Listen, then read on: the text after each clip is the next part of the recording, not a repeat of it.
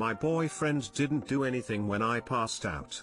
Is it a red flag? We were arguing for couple of days. More like he was mad at me for being a shit company. We were cleaning the beach, and as I moved around a lot, I fainted for the first time in my life. Think it had to do with not eating enough when I'm stressed. Anyways, I was lying on the ground for about 5 minutes according to him, and woke up hearing him saying, "What are you doing?" with quite an annoyed voice. I didn't take it seriously at the time as I was processing the fact that I fainted. Is it a red flag? What would you do if you were in a same situation and if you were him? My wife fainted once and I forced her to go to the hospital with me even though she was fine and it was just low blood pressure. I waited with her while she was monitored overnight just in case because it was her first time fainting. This guy is get a new one. Like, I wouldn't leave a stranger on the street passed out for 5 minutes without calling for help, much less someone I'm supposed to love. You were unconscious for 5 minutes and your boyfriend thought you were what? Playing dead? Big red flag. I understand not everyone responds the same in an emergency situation, but he got annoyed at you, the unconscious person, because ? I'd also like to add, even if he was mad at you or whatever, that should have gone out the window when you fainted. There's no excusing that behavior towards someone you're supposed to love. Get checked out to find out if there's another reason you fainted. Get yourself a better boyfriend. Some people don't react well in a crisis, but not reacting at all is a completely different matter. Passing out that long is real bad. You need to get yourself a better boyfriend. Someone who gives a shit is a good start. Yes it is. I'd get help of course. My 22F mother, 55F, hid my laptop, phone, wallet and keys to prevent me from leaving the house to study my law assignment during an argument she initiated. I'm currently studying for a really big assignment for law school, so I'm stressed. I've been busy juggling 2 jobs, athletics training, music classes, running errands and other law school events to the point I've fallen behind in studies this week. So I tried cramming today for a huge law research assignment due tomorrow. Still live with my family. However, I was absent-minded and so focused on study that I forgot to wash a few dishes after making lunch, and my mother got angry and lectured me about me disrespecting the household by not doing the chores. I said okay and said I will do it, but that I was just preoccupied thinking about study. She didn't like my response, so she ordered me to sit down because I needed a harsh talking to. Asked if we could do it over dinner because I really needed to study. She ordered me again, so I reluctantly sat, and she proceeded to say how she had failed as a mother to teach me to do basic cleaning and respect her by giving her the time of day. She also said my attitude to her was bad. Perhaps I was a bit short with my words because I wanted to quickly acknowledge/apologize then get back to study ASAP.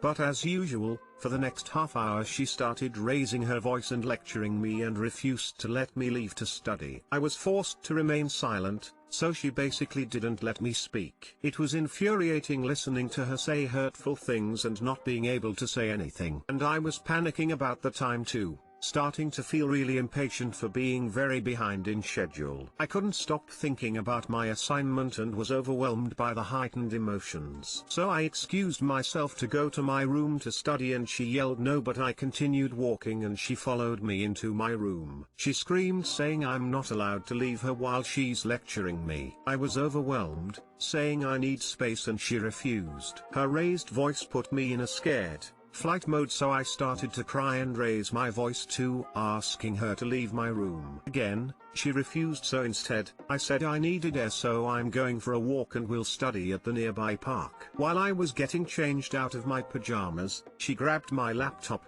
notebooks, law textbooks as well as my phone, wallet and keys and hid them somewhere until I walked back into my room and noticed it all gone. I raised my voice in frustration, and I will be honest, I had a bit of a panic attack.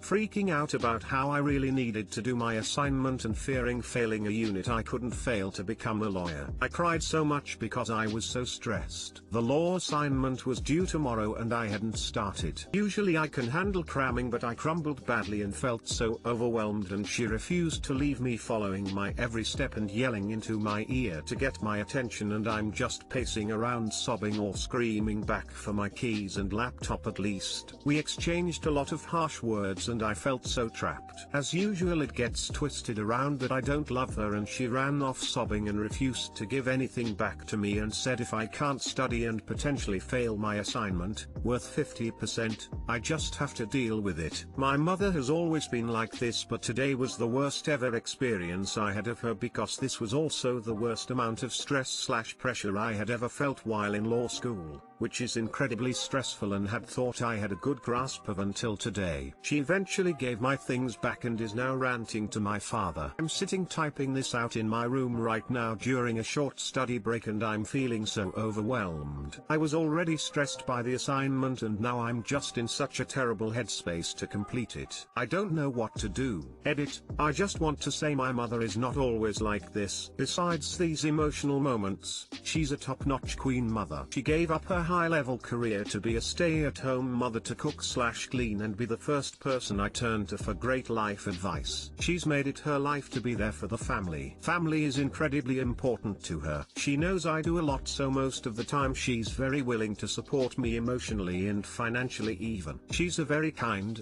sweet and generous person, but she doesn't tolerate sh/t from anyone. Like the kind of person you just don't want to get on their bad side with. It's just that one thing I've realized is she sometimes can't see my perspective, especially when driven by emotion or the desire to control the household and keep the peace. She's very sensitive too, and perhaps my frank, straightforward way of speaking does not work well with that.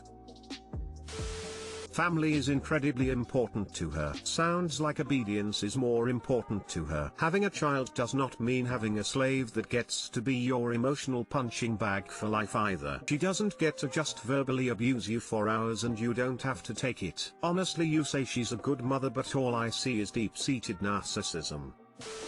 The edit you added at the end is the classic script of an abuse victim making excuses for their abuser. I thought the edit was completely pointless. Explaining afterwards how top-notch and what a queen mother she is, right after this abusive and horrible treatment they endured, is not gonna skew our perception of her. She's still as much of a monster despite the praiseful edit.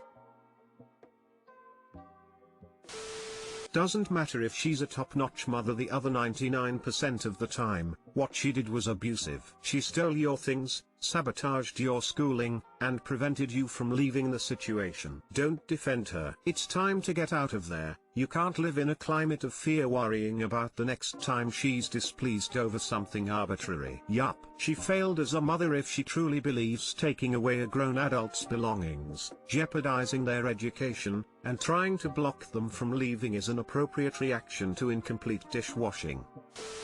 You are in an abusive home. You feel stuck there because of your studies, but you should be making preparations to move out soon. You are a full adult and no one should be controlling you like this. No one should ever treat you like this, period. It's just emotional abuse, pure and simple.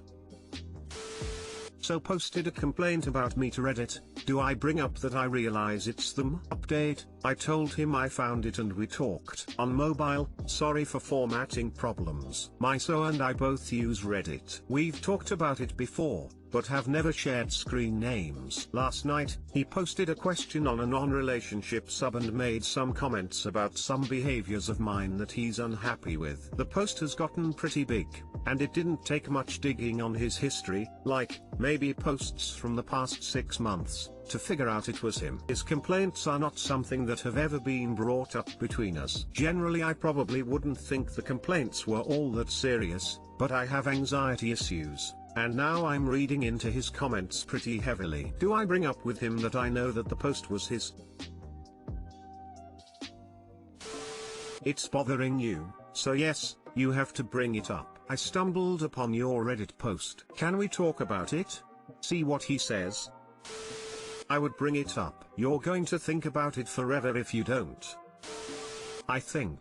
We are allowed to vent and discuss things, and sometimes we vent and discuss things about people. Everyone does this. I think he anonymously vented on a forum and you happened to find it. If it were me, I'd tell him to use a fucking throwaway next time that in no way would ever be able to be traced back to him. And I would bring it up. You saw it. It is what it is. Given you saw it and know it was him, it seems dishonest to act like you didn't. He is allowed to vent and get outside perspective. He has friends.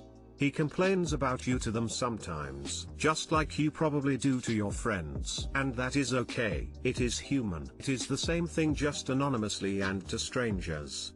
Which is actually better in a sense, since they do not know you. Everyone does some shit that annoys the people in their lives, and sometimes people vent about it. It is okay. But yay, you should talk to you, and tell him if there is ever something seriously bothering him that is important, you want him to talk to you about it. Having been here before, I brought it up. A boundary we came up with is discussing issues with each other first. Seems like a no-brainer, but there's definitely gray areas, so we also decided that, should we desire some outside perspective, we'd tell each other first about the issue and mention we'll be posting for perspective/insight, what have you. Why are you both posting on Reddit about it rather than talking to one another? Be the one to start the conversation. There's no point for you both to ask others for answers when you should be asking each other.